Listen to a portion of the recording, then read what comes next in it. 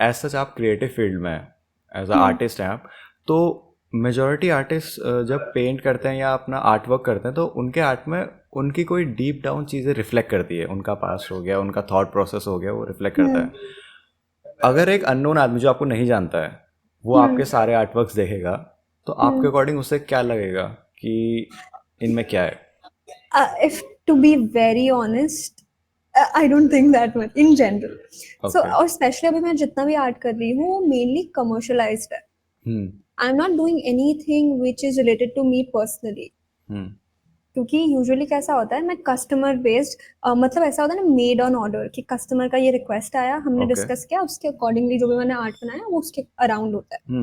तो मैं, अगर आप पूछेंगे मैं प्रोडक्ट्स क्या बना रही हूँ वो सब, तो उसमें जैसे कस्टमर ने जो भी बोला, जैसे कस्टमर ने बोला कि हमारा एंगेजमेंट है, हम दोनों को ये जैकेट बनाना है, मैं और मेरे हस्बैंड को ये जैकेट, मतलब जो भी फियांसे है उनको जैकेट बनाना है, तो मैं बस उनका जो पिक्चर है, जो भी उनको वो करना है, रिफ्लेक्ट करना है, I try my level best to put it out there in terms of art.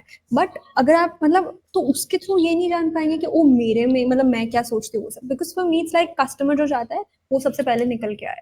Of course. But I also host workshops, हाँ।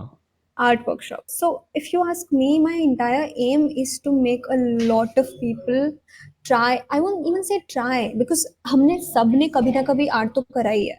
Of course. Even when we were kids, हाँ। कभी ना कभी करा है, बट वो वही होता है कि जब बिजी होने लग जाता है तब छूट जाता है. तो मैं वही चाहती हूँ कि मेरे वर्कशॉप्स के थ्रू जितने भी लोग हैं, अगर वो just if they can just come back to art even for 2 hours, that's my entire aim. So that's something that you can maybe see for me through my workshops. I can just like rely on that okay, if you're coming to my workshop, you'll be able to have fun with art even if you haven't tried it like in so many years. What is the thing is, मैं इसको put कैसे करूँ मेरे समझ में नहीं आ रहा, but ऐसा कोई आर्ट फॉर्म या ऐसी कोई चीज़ पर्टिकुलरली आपके आर्ट से रिलेटेड जो आपके दिल के बहुत पास हो? अभी तो सोचना पड़ेगा. हम जनरली ये चीज़ों के बारे में सोचते नहीं है, पता है। नहीं यार, क्योंकि मेरी मेमोरी तो बहुत करती है. नो प्रॉब्लम, नो नहीं प्रॉब्लम। यार, टेक मतलब योर टाइम। ये ऐसे, पता नहीं, मैं ना, हमें मतलब यूजुअली मेरे को कोई आर्ट वर्क याद ही नहीं आता जिससे मैं एक्सट्रीमली अटैच रही हूँ. ऑफ कोर्स एक मुझे पता है, मुझे याद आ गया. एक जो मेरे लिए सबसे ज्यादा स्पेशल है वो है, मैं सुधा मूर्ति से मिली थी, तो मैंने हाँ। उनका पेंटिंग, उनका पोर्ट्रेट बनाया था. ओके। सो दैट्स माई, और मैं उनसे, उनके साथ 15 सेकंड बैठी होंगी, उनको जब हाँ। मैंने वो दिया था ना, उन्होंने खोला, हाँ। तो वो मेरे लिए, I would just say, if I think about everything that I have done till date, so many more things, मतलब अगर मैं ऐसे सोचने बैठूंगी तो बहुत सारी चीजें हैं, but that one thing was that tops everything. अभी तक की जर्नी में सबसे हैपनिंग मोमेंट ये रहा होगा? यस, बहुत है, मतलब if you ask me, it's a happening moment almost, like कुछ ना कुछ हो जाता है, एंड दैट मेक्स मी, आज ही, so I go to classes, fine art classes. हाँ। I'm working on this big canvas painting, and that's what, हाँ। for me it's not about those big moments. मैं अभी, आप बोलोगे सबसे बड़ी चीज क्या हुई, तो I can't remember, but आज if you ask me, आज मैं मेरी क्लास में थी, and my sir who was also working on my painting with me, and when he was just showing me, I was like, I felt so good, I could just see him paint the entire time.